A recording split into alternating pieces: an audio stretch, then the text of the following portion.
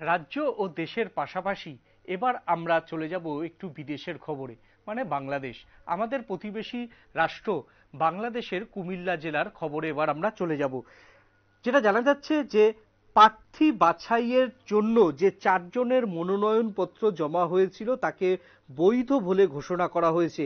Comilla city কর্পোরেশনের উপনির্বাচনে mayor পদে মনোনয়ন জমা দেওয়া 4 প্রার্থীর মনোনয়নপত্র বৈধ ঘোষণা করেছেন সেখানকার রিটার্নিং কর্মকর্তা বা রিটার্নিং অফিসার।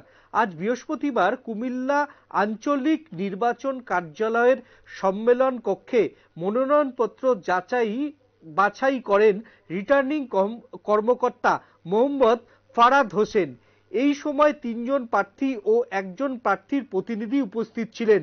মনোনয়নপত্র বৈধ হওয়ায় প্রার্থীরা নিশ্চিত হয়েছেন যে তারা 4 জন তারা এই যে ভোট সেই ভোটে প্রতিদ্বন্দ্বিতা করতে পারবেন।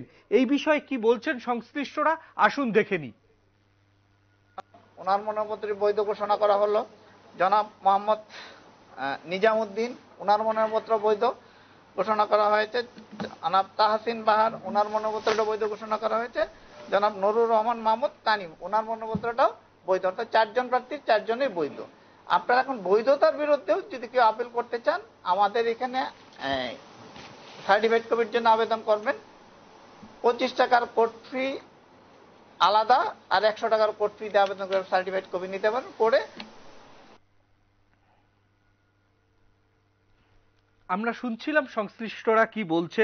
কুমিল্লা আঞ্চলিক নির্বাচন কার্যালয়ের তথ্য অনুযায়ী মোট 105টি ভোট গ্রহণ কেন্দ্রের জন্য 640টি কক্ষে ভোট নেওয়া হবে। এই ভোটকে কেন্দ্র করে পুরো নিরাপত্তার বিষয়টি দেখবে সেখানকার স্থানীয় পুলিশ। এখনকার মতো ছোট্ট একটা বিজ্ঞাপনের বিরতি নেব। বিজ্ঞাপনের বিরতির পর আমরা অন্য কোনো খবরে ফিরে আসছি।